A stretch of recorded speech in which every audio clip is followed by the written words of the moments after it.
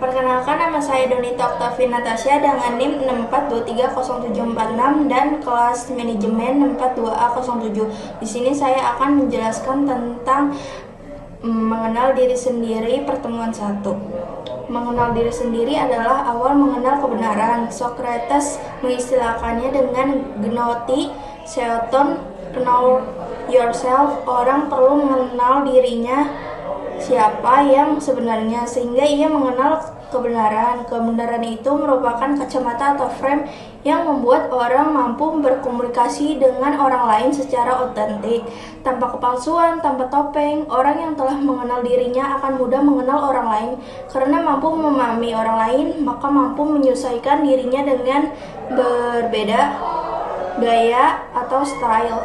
Orang yang berbeda jadinya menjadi orang yang cerdas secara personal atau PQ.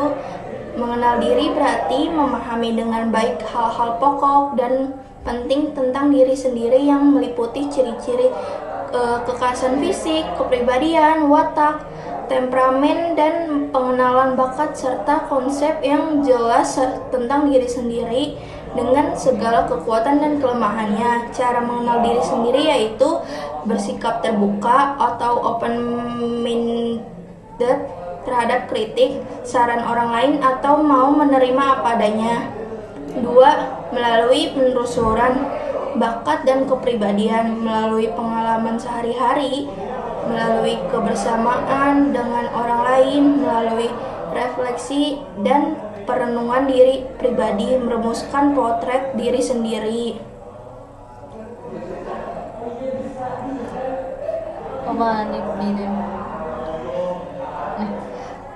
Manfaat dan tujuan mengenal diri.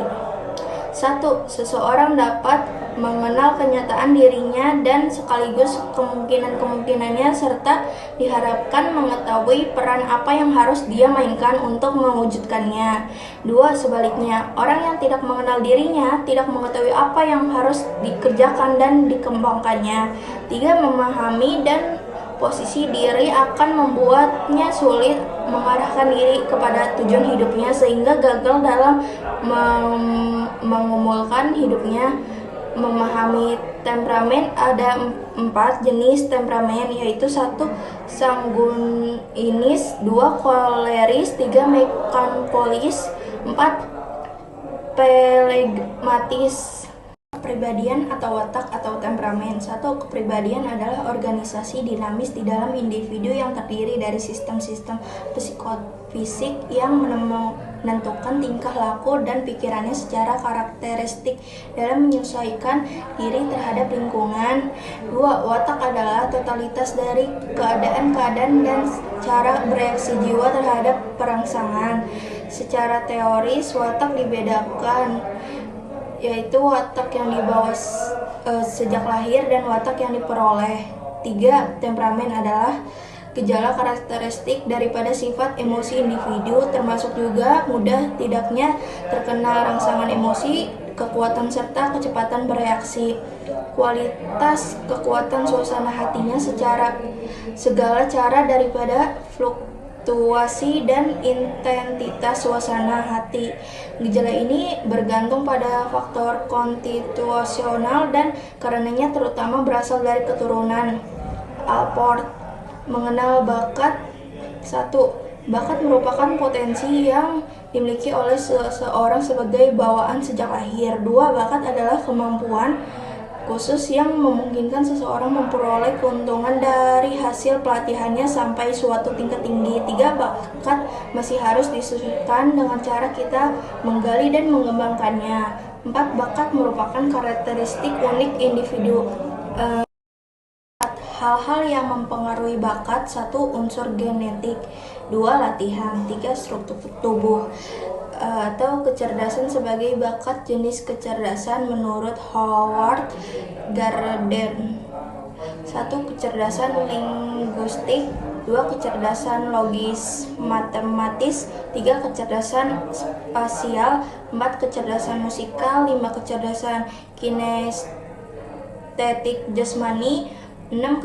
Kecerdasan antar pribadi. 7. Kecerdasan intrapribadi. 8. Kecerdasan naturalis. mengembangkan kekuatan dan mengatasi kelemahan diri sendiri. 1. Introspeksi. 2. Mengendalikan diri. 3. Membangun kepercayaan diri. 4. Mengenal dan mengambil inspirasi dari tokoh-tokoh teladan. 5. Berpikir positif dan optimis tentang diri sendiri.